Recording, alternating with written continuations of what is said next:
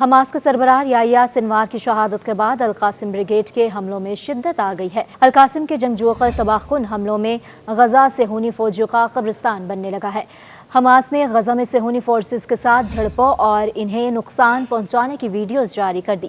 Hamas کے عسکری wing القاسم brigades نے شمالی غزہ کے جبالیہ کیمپ میں اسرائیلی ٹینک تباہ کرنے کی ویڈیو جاری کی ہے۔ اسرائیلی ٹینک کو بارودی سرنگ سے تباہ کیا گیا۔ ٹینک تباہ ہونے سے اس میں موجود اسرائیلی فوج کے کرنل دکسا ہلاک جبکہ 3 افسران شدید زخمی ہو گئے، جن میں سے ایک کی حالت تشویشناک ہے۔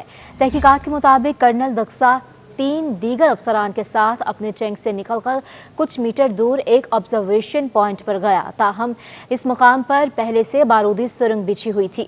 اسرائیلی فوج نے جبالیہ کیمپ کے محاذ پر کرنل کی ہلاکت کی تصدیق کرتے ہوئے بتایا کہ 401ویں بریگیڈ کا کرنل دکسا شمال میں حماس سے لڑائی میں ہلاک ہوا۔ کرنل دکسا غزہ میں ہلاک ہونے والے سینئر ترین اسرائیلی فوجی اہلکاروں میں سے ایک ہے۔ اسرائیلی میڈیا کے مطابق کرنل دکسا کو جون میں 401 بریگیڈ کا سربراہ بنایا گیا تھا۔ کرنل دکسا 2006 کے لبنان جنگ میں شامل رہا تھا، جہاں اس نے ایتا الشب کے جنگ میں حصہ لیا تھا، جس میں اسرائیلی فوج کو حزب اللہ کے ہاتھوں شکست کا سامنا کرنا پڑا تھا۔ القاسم بریگیڈز نے جبالیہ کیمپ میں اسرائیلی فوج پر حملوں کی ویڈیوز بھی جاری کی ہیں۔ جبالیہ کیمپ میں مجاہدین اور اسرائیلی فوج کی گلی محلوں میں لڑائی جاری ہے، جس میں کئی اسرائیلی فوجی ہلاک اور زخمی ہو چکے ہیں۔ عبرانی میڈیا نے بتایا کہ 401 بختر بند بریگیڈ کے کمانڈر کے علاوہ صہیونی فوج کی بٹالین 162 اور بٹالین 52 کے کمانڈر بھی شمالی غزہ کے علاقے جبالیہ میں فلسطینی مجاہدین کی گھات لگا کے جانے والی کارروائی کا نشانہ بنے ہیں اور ابتدائی رپورٹوں کے مطابق وہ دونوں بھی ہلاک ہو گئے ہیں۔ اسرائیلی میڈیا نے 401ویں ٹینک بریگیڈ کے 52ویں بٹالین کے 2 اسرائیلی فوجیوں کی ہلاکت کی تصدیق بھی کی ہے، جن کی شناخت اسٹاف سارجنٹ افیربر کوچ اور سارجنٹ ایلشائی یانگ کے طور پر کی گئی ہے۔ ان کی ہلاکتوں کے بعد غزہ میں حماس کے خلاف زمینی کارروائیوں اور سرحد کے ساتھ فوجی آپریشنز میں اسرائیل کے ہلاک فوجیوں کی تعداد 357 ہو گئی ہے۔ اسرائیلی فوج نے یہ بھی اعلان کیا ہے کہ 188ویں ٹینک بریگیڈ کی 53ویں بٹالین کا ایک افسر جنوبی لبنان میں ایک دھماکہ خیز ڈرون کے حملے میں شدید زخمی بھی ہوا ہے۔ حماس میڈیا کے مطابق مجاہدین نے شدید لڑائی کے بعد صہیونی فوجیوں کو پیچھے ہٹنے پر مجبور کر دیا۔ اس کے علاوہ القاسم بریگیڈز نے جبالیہ میں ایک اسرائیلی جاسوس ڈرون کو پکڑ لیا، جس کی ویڈیو بھی جاری کی گئی ہے۔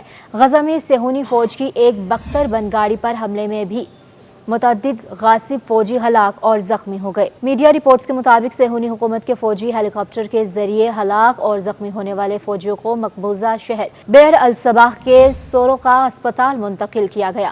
ادھر حماس کے سربراہ یحییٰ سنوار کا شہادت کے بعد سوشل میڈیا صارفین نے اپنے ڈیجیٹل تخلیق کے ذریعے انہیں خراج عقیدت پیش کرتے ہوئے سید الطوفان کا لقب دیا ہے۔ سوشل میڈیا پلیٹ فارمز پر صارفین کی جانب سے یحییٰ سنوار کے ڈیجیٹل آرٹس اور خاکوں کی بھرمار دیکھنے کو مل رہی ہے۔ ان امیجز کو یحییٰ سنوار کی شہادت کی یاد میں بنایا گیا ہے۔